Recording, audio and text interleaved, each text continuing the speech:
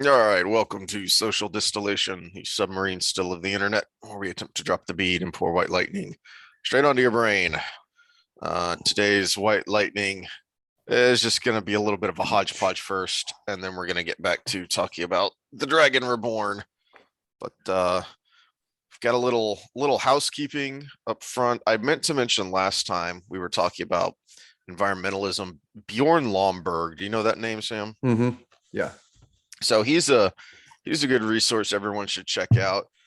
So, and this is kind of what I meant last time about things being a little more nuanced. This is someone who pretty much buys into the science narrative of uh of climate change and man-made influence on it. But what he is he is a statistics professor, and he looked at the numbers and said, this doesn't make any sense. So what he disagrees vehemently with is the hysteria.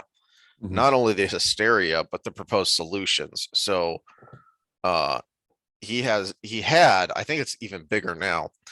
This was a little while back. I think this was when the Kyoto protocols were going on.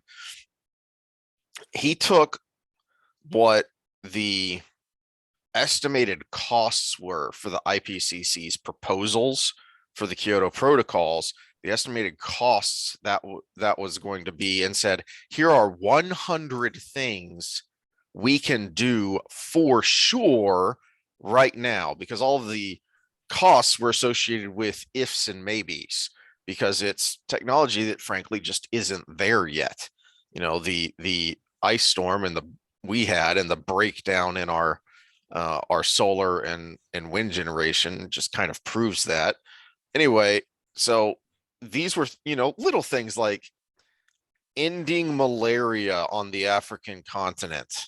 That would be a big effing deal. There are places in equatorial Africa where they spend a quarter of their country's budget on treating malaria, because that's how disastrous it is. And so that would have a huge impact on people's lives right now. And we have the technology to do it. We just don't have the will and the funding to do it. And he's got 100 things like that. And some of them are environmental things too, like things that we know would have immediate impacts on what you were talking about last time with local temperatures. I mean, there's no arguing that we can have a very serious effect on local temperatures with what we do. Well, and just like I talk about this jump from gas guzzlers to electric, you can take steps along the way, and maybe electric cars, and then we push the hybrid truck model, and we start working on more fuel efficient semi trucks, and start working that way. Kind of roll things out in waves, and you're still making improvement. And remember, this model isn't a 10-year model like your politician wants you to think. It's an 80-year model for, what is it, a degree and a half change or something along those lines, which is a big effing deal. A degree and a half is a big effing deal. And so let's average. Yeah. Let's throw our guy that we talked about last time out of the equation and say that degree and a half is what it's going to be. We still have an 80-year model versus 10 years we're all going to die. And so in that 80 years, if we shift to more electric vehicles, cars, more fuel efficient trucks, more fuel efficient semi trucks, and then shift maybe towards nuclear energy for our regular household needs, at least to some degree. Not, again, any change is good. Any change in the positive direction is good. So that 80-year model changes. And so we can shift it slightly. And then, like I said, like you said, I said before, is the local stuff is where we can have the biggest impact personally as just everyday people. And to me, that's local green. So keep I hate when conservatives poop on budgets that, plant trees inside the city, because they're twofold. First of all, you're helping the local environment because it's all concrete. It's going to be hot. And second, there's a lot of studies on depression rates and proximity to trees. Proximity to trees actually lowers depression to the same degree that socioeconomic class raises it. So if we can help a shit ton of people be less depressed and help the local temperature at the same time, that's actually worth spending money on. Egads, what would the suicide rate in Japan be if they didn't have green everywhere? My gosh. So we can hit things from two different angles, and it helps the environment because, well, more trees. Yeah. Obviously, I mean, it's not to the degree that the plant a tree movement a while ago thought it was, but at the same time, it still helps. Well, that's gonna get off on a mini tangent here, but Well, I that's want to kind add of my third local. that's kind of one of our mini themes here about mob psychology, kind of something we've harped on a lot is when we were kids and before, Hold on. that's where the I hear environmental something being chewed. Hold on. Okay, it was actually a rawhide that I'd given him, so it just sounded Crisis really. It averted. sounded like paper tearing, and it was. Oh. Well, that's what he And he does has to been those known things. to eat books. Yeah. So anyway, what I was saying is the environmentalist movement started, and where it picked up popular support is with local pollution. You know, uh, just basic things like don't mess with Texas, people littering, but then also big things like I think it was stretches of the Ohio River were catching on fire because they were so polluted.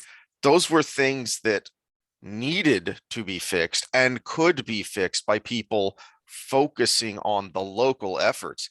Now we've outsourced all that. Like we've outsourced so much of our outrage because the idea of carbon is such a big thing and it's all focused on big industries and it's all focused on Washington doing something. So we've outsourced our outrage, our activism, and we get to sit back here fat and lazy and not really have to do anything. You use the word I was going to say, because when you think of things on the federal stage, which everybody does anymore, one of the big parts of that is the inherent laziness we've all kind of developed in our first world luxury, really. So when you say, oh, the federal government should handle that, you're saying I don't have to do anything as a citizen on the local level, including vetting and actually voting for local politicians. That takes time and effort because you get less information. You have to go look for it. But the third one, like you brought up, was the don't mess with Texas, where we can have the biggest impact is our physical trash. Reuse those pieces of wood. This is where I say recycling plastic. I know the crowd that says, oh, it's less efficient. It doesn't use it, but it reduces physical waste. And that's my reason for doing that. It melts it down to a nice little small product that can be stored easily till it biodegrades. And I think they're developing processes where they make them more biodegradable too. So that's where we can have the biggest impacts is our physical waste, our local temperatures, and it all adds up. If how many cities are there in the United States? I mean, just think about the contrast between Splashdown and Schlitterbahn. Yes, that pavement gets hot. But yeah.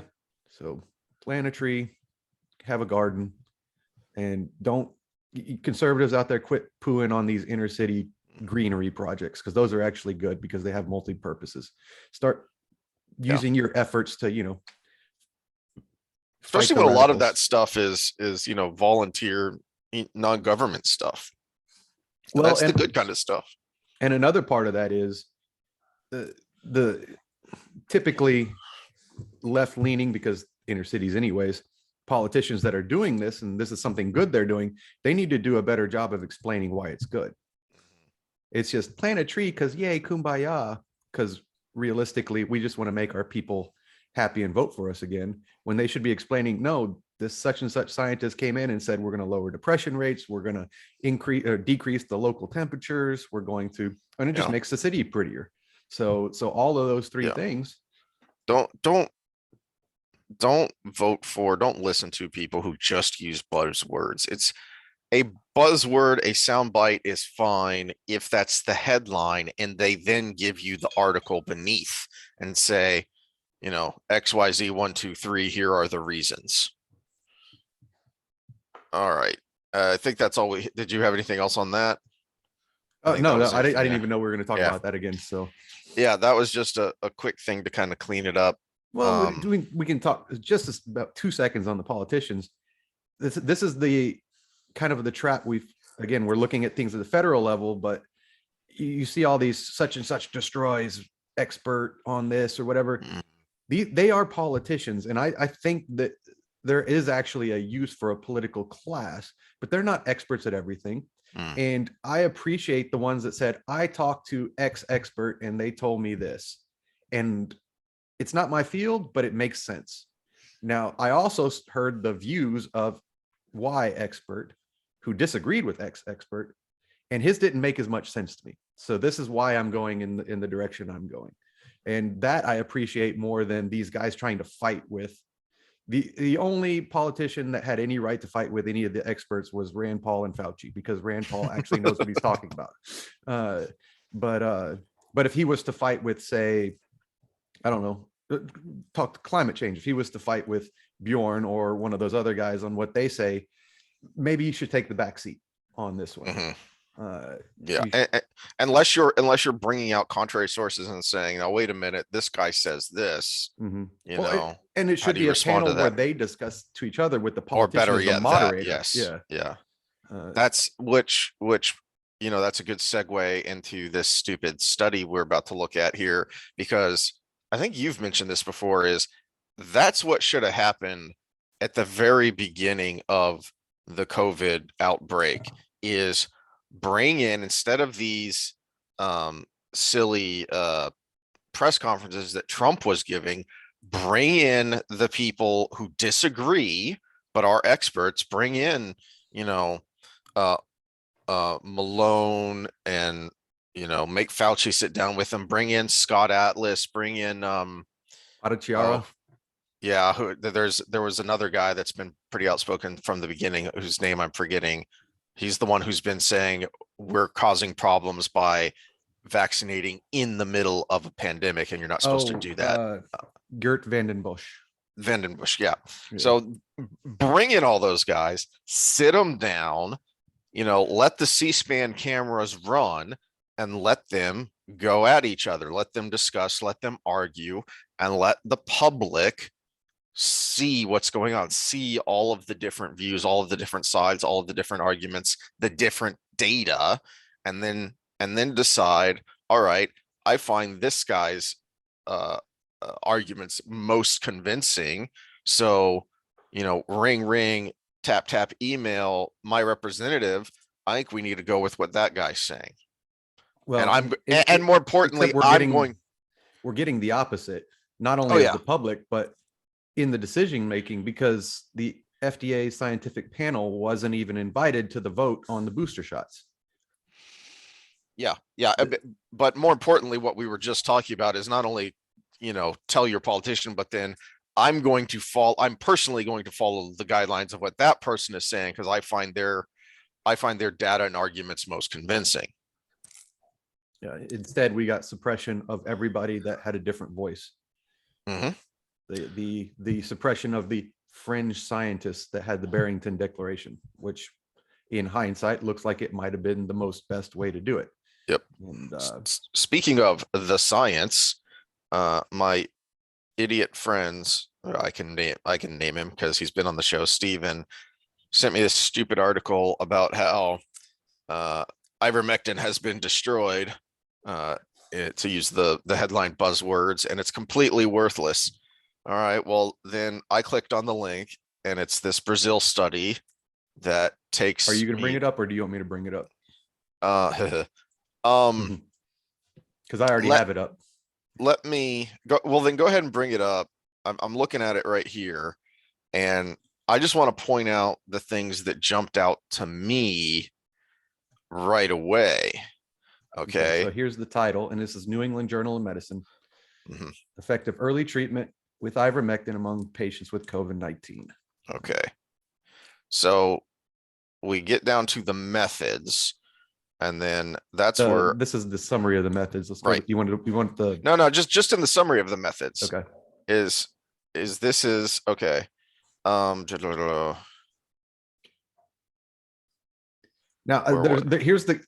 let me point out some of the good things of this trial. So first of all, it's supposed to be randomized control, which is what everybody was asking for, right? They used a proper dose based on the metas that we've seen that were positive. This was kind of the most common dose in the positive Okay. studies.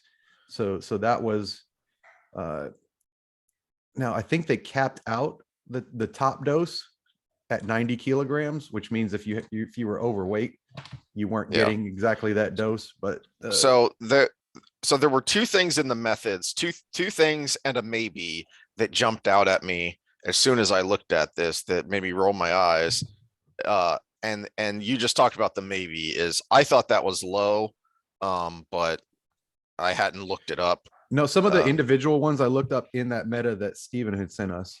Mhm. Some of the ones that had the positive results that were thrown out with the bias score, that was the dosage, the average Okay. dosage there.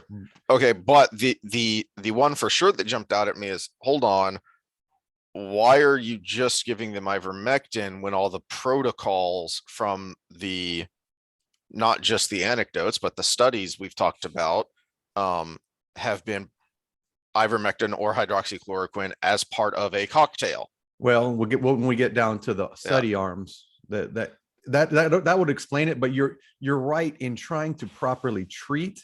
There should have been a base protocol plus the one the medicine that they're trying. Yeah. Because there is no one medicine that solves SARS-CoV-2. Right. Now, there was a fluvoxamine arm of this, and you said it was weird why didn't they include that? They have a separate paper for that. Okay. And this is where it kind of gets screwy though, because that paper came out a long time ago. Huh. Well, that's weird. This is August of 2021. So And the other we're in weird thing April. to me though, and unless I'm reading this wrong, they didn't start treatment until someone had been symptomatic for 7 days. No, up to 7 days. They capped it off at 7 days. Okay. So they could call it early treatment.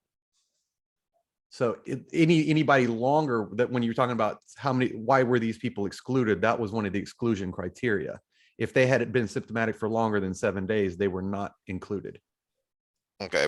Because remember, early treatment versus treatment is different.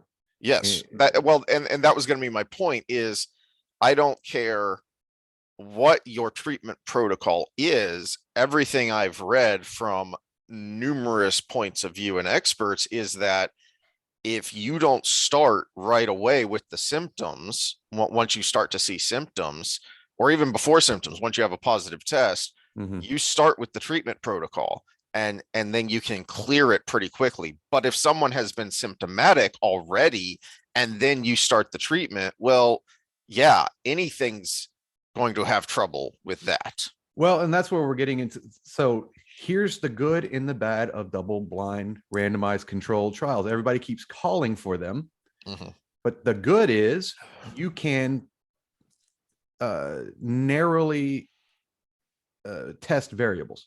So the variable being ivermectin versus placebo, right? You can narrowly test for that. And now you would have been right. They still could have done it with a base underlying as long as both groups got the same base, right? So if it was like an aspirin and a vitamin D and a zinc and ivermectin and an aspirin, a vitamin D and a zinc and placebo, that would have been that still would have worked. You still only changed one variable. So you can narrowly test for a variable, but the problem is the downfall of randomized trials is they are so narrow. So you're saying we should have tested before symptomatic, but theirs is specifically up to 7 days. Now that could have been asymptomatic test positive, less than 7 days from any symptoms and all of these different things, but they had to pick a cutoff point. Right. And I actually am okay with them starting bigger. And if there was a semi-positive result, then they could have gone, okay, now 3 days. Do we get a better result? Now let's test only people that tested positive with mild symptoms. And then you get another. So that's the downfall of randomized trials is they're so narrow that you have to do a whole bunch of them to test all the different ways it could be influenced by it. And not only does that take time, but that's very expensive. Randomized trials are the most expensive type of research. So the fact that they did it, I give them kudos. 7 days, I understand they started a little big there. But those aren't the parts that bother me about this study. So that was my layperson's thoughts just when I looked at it. And so now let's see when you actually dug into it, What bothered you? Okay, so here's the results. So there, again, it's not super. There's not a high magnitude here. There's an 11-person difference with outcomes. It Now, it doesn't justify the idiotic headline of the article that I sent you that had this. I mean, to their credit, at least they linked the study, but well, that's one of the big problems about this whole debate is there were news organizations and scientific advisors that are celebrating this fact. mhm. The mentality, I should say, should be, damn, it didn't work. Yeah. If it did, it shouldn't be, see, ha ha ha, all you people that thought it would work, it doesn't work. No, it should be like, man, this would have been great if it worked, but it didn't. Yep. The whole mood surrounding this debate, and that's already a red flag right there, that they're celebrating, they're using it as a hammer right now. The headline for the article that Steven sent me was ivermectin worthless against COVID in largest clinical trial to date. Now here's the main problem with, or two main problems. First of all, why did this come out, based almost a 3/4 of a year later than the fluvoxamine arm of this study paper? Fluvoxamine showed positive results. That's great. Awesome. Woohoo. Okay. But why did this come out so much later? And I can only speculate, but it comes on the heels of two positive studies that we brought up before. The one versus remdesivir, and then the other Brazilian study that showed it had maybe some prophylactic effect. And so this came right on the heels of those. So two positive studies came out, and then this one comes out and all the news organizations are blowing it up as it finally destroys the argument, which it doesn't, because first of all, it did work better, even though it wasn't extremely better. And in the early days of this, I mean, 10% efficacy is, when we had no better options, is still 70,000 lives. Forget the early days, because of the Ukraine is the new COVID. People are acting as if it has gone away and it doesn't exist anymore. No, the last I checked, we're still having more deaths now than we did at this time last year. Well, let's look. Hospitalizations, did that come up for you? Mm-hmm. Okay, we're at 7-day average 604, April 4th. Let's go to April last year. Yep, 815. So we're about 2/3. Okay. Or 3/4. And that's just US. And that's just US, yeah. Hospitalizations are way down, which is good. And of course, the overall numbers are way down. And it looks like it's kind of hit a kind of a homeostatic point. It hasn't changed much in the last. Although the cases are really problematic, considering how much we were testing for a while there. We were testing everything that moved every day. Well, and we're also not we're not counting the home tests where someone takes them that we got for free in the mail and test positive and just stays home. So that doesn't count towards the total.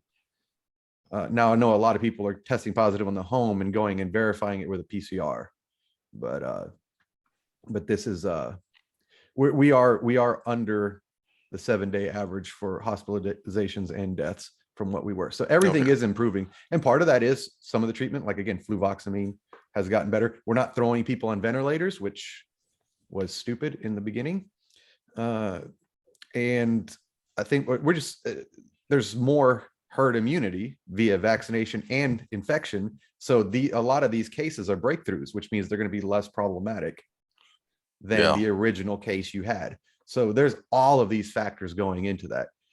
Now we'll probably have another little bump with the BA2 really starting to take off here in the States. And then they got the XE variant now in Britain, which is kind of cool that the way that happened. It was a mutation based on people having BA1 and BA2 at the same time, and it kind of fused, which is not cool, but cool. And it seems to be just as mild as the others. So we'll see how that goes. All right. Well, but back to the study. Back to your point. Yeah, back to the study. Sorry. So there was a little bit. Now here's where it becomes problematic, and this little bit may be a lot of bit if we actually analyze one number here.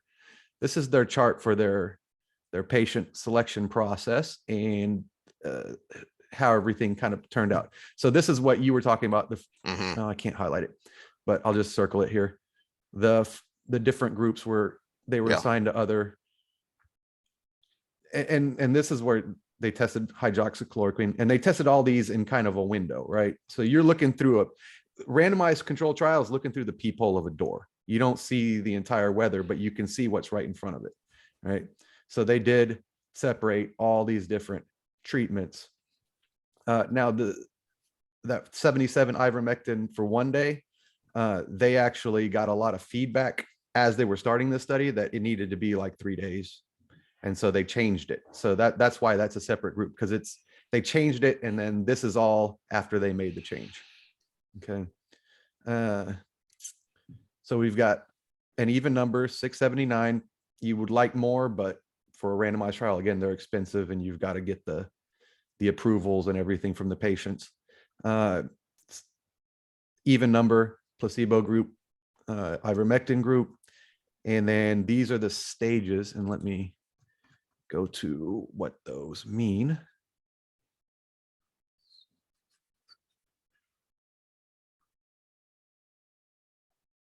Well, Trial procedures, is that what we're looking for? I think so. Where they actually put this in English, where the intent to treat is everybody that they selected into that, right? The modified intent to treat was the people who within 24 hours were hospitalized. So there was no way to say if the intervention worked because it was so fast that they were hospitalized or had an outcome that you couldn't say whether the ivermectin would have worked or not, because there was no way it could have even been in the system long enough. So that's why that number went down there, and it went down about the same amount because COVID is COVID and it's going to affect people pretty evenly if you've got the right randomization, which is cool. That part of it worked. But now let's look at the last number.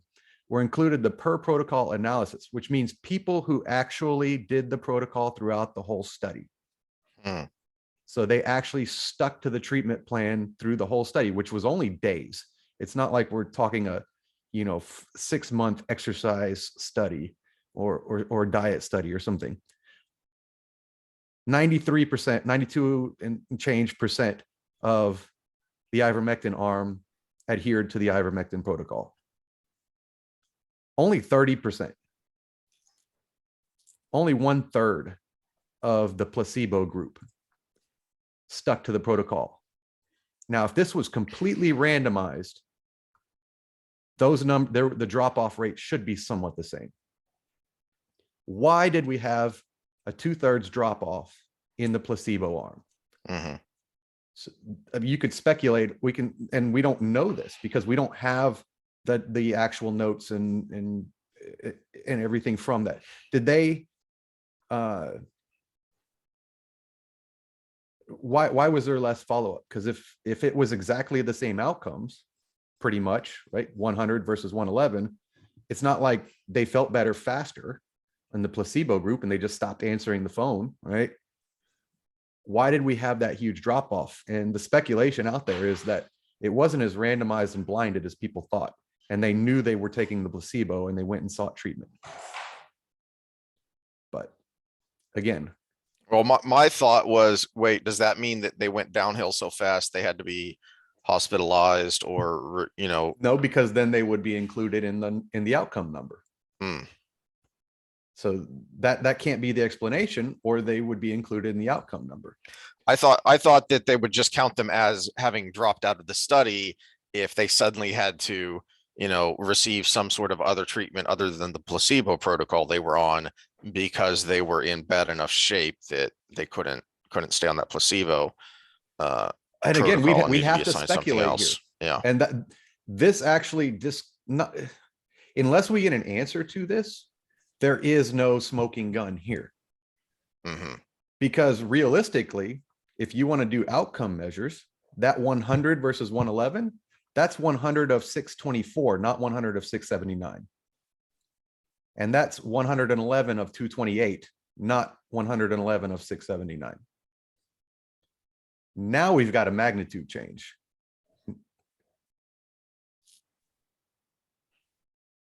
Yeah, this is gobbledygook. That doesn't make any sense to me. And That this is number jumped out at probably me when you showed me that, but I didn't know what it meant. And now this that is I've this is probably why it took 8 months to get peer reviewed and put in a journal, and probably in a journal that's being used by politicians. yeah, because I found the where they explain the modified intention to treat population, Yeah, which but it's section all was that in again? it's statistical analysis is what That, it's yeah. in. And yeah, it's kind of word salad to me. Yeah, and the way I broke it down. So here's the technical term for what I just said. That if they had an outcome within 24 hours, they were excluded because we couldn't measure the treatment. After 24 hours, then we have the 3 to 14 day placebos. So this is the big problem. And until they explain what happened there and actually adjust their numbers, again, that 111 is of 228 because 400 and something didn't adhere to the Well, is that protocol. go back to the study there? If you look down, although all participants who had been assigned to the 3-day and 14-day placebo regimens were included in the intention to treat population, only those who had been assigned the 3-day placebo regimen were included in the per protocol population. So it sounds like they just completely axed the 14-day regimen for some reason that they don't explain. Is that where a lot of that 400 and something is coming from? Which again, now we need to know the number of Mhm. admissions from those other 11 Yeah. days. The bottom line is this study doesn't tell us very much until we know what happened to those 400 and something people. Mhm. Well, why is that number so vastly different? And so I didn't know what that meant when you showed me this, but that jumped out at me. And just from your very preliminary basic explanation, the first thing to jump in my mind was, we've mentioned this before, way back when CrossFit was exploding into the general population, and I asked your thoughts on it, and you referred me to a study that showed that, yeah, that was a positive study about the astounding results people achieved by following a CrossFit program. And you pointed out that, but if you dig into the back of it, you find some ridiculous percentage of the participants had to drop out of the study due to some form of injury. Mhm. Yeah, it And was like that's 75% of the participants that dropped was the out. first thing that jumped into my mind is, wait a minute, you've got 400 and something people here in the placebo group that just magically disappeared. What's going on here? And everybody, I can get in detail with people about my opinion on CrossFit, but I always say, let me summarize it for you real quick.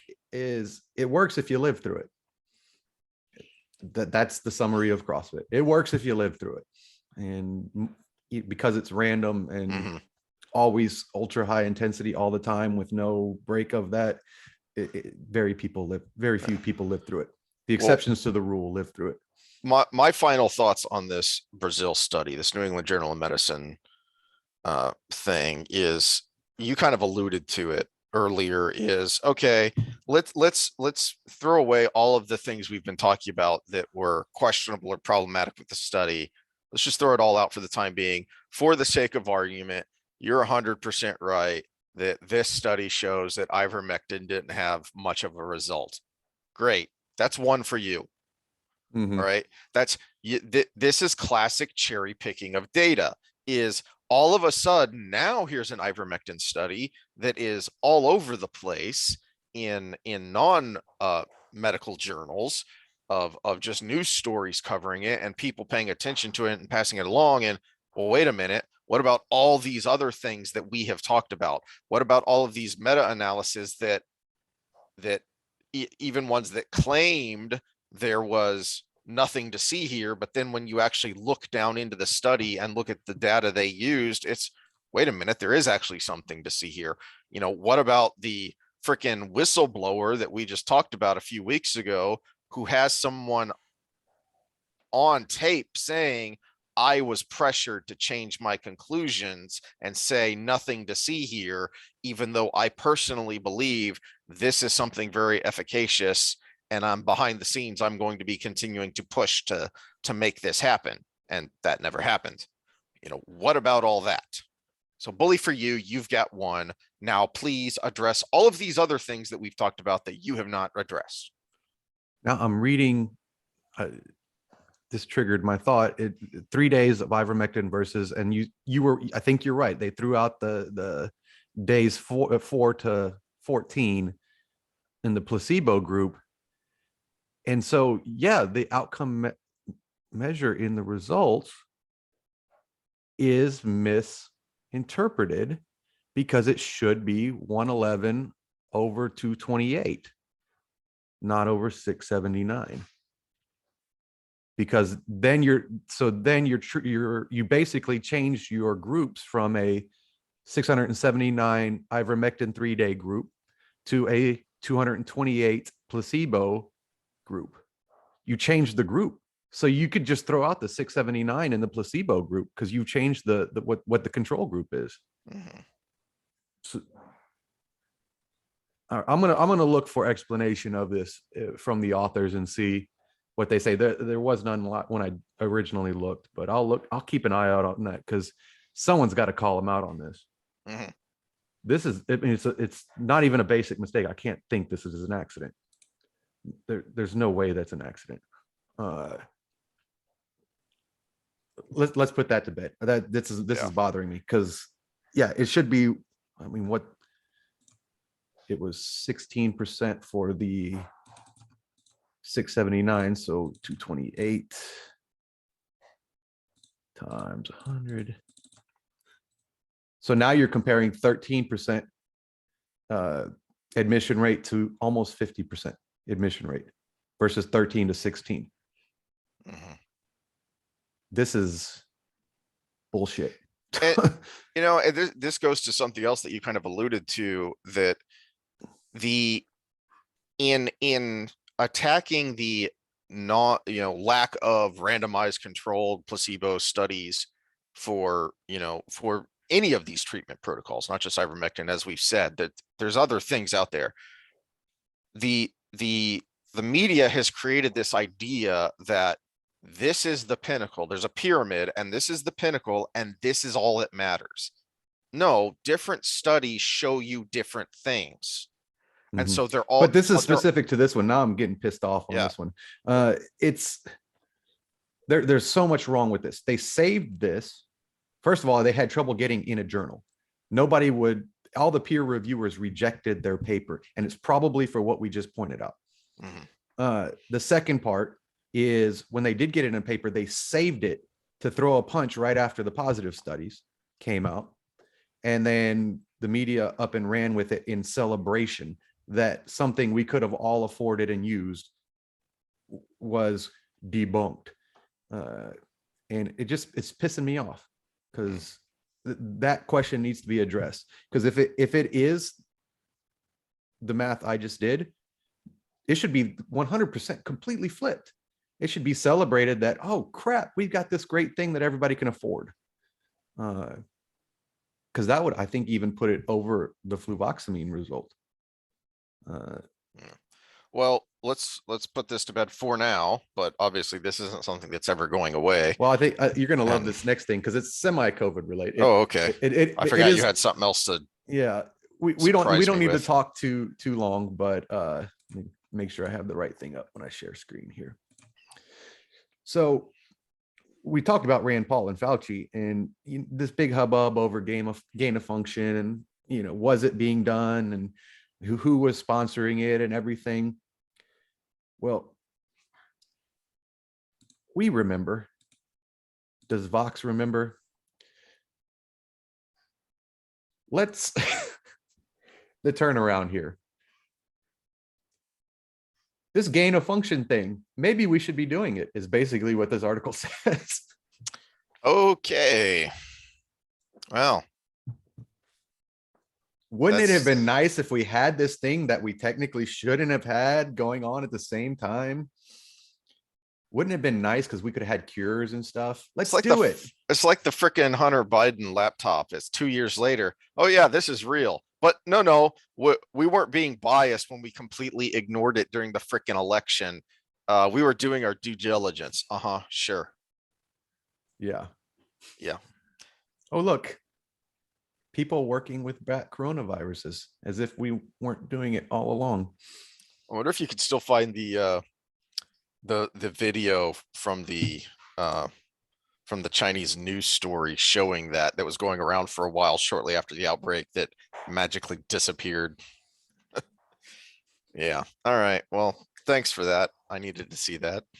Now, I do agree in that article, they talk about transparency, that Yeah. this needs to be done transparently, but at the same time, no, we should not be modifying viruses to human tissue so we can study it better. It's not good. No. I mean, we're just look at one of the main criticisms for why the Chinese government should be held responsible for their stonewalling and their lying early on in the pandemic, because it took so long for that genetic sequencing data to get out there for the world to see and to work on.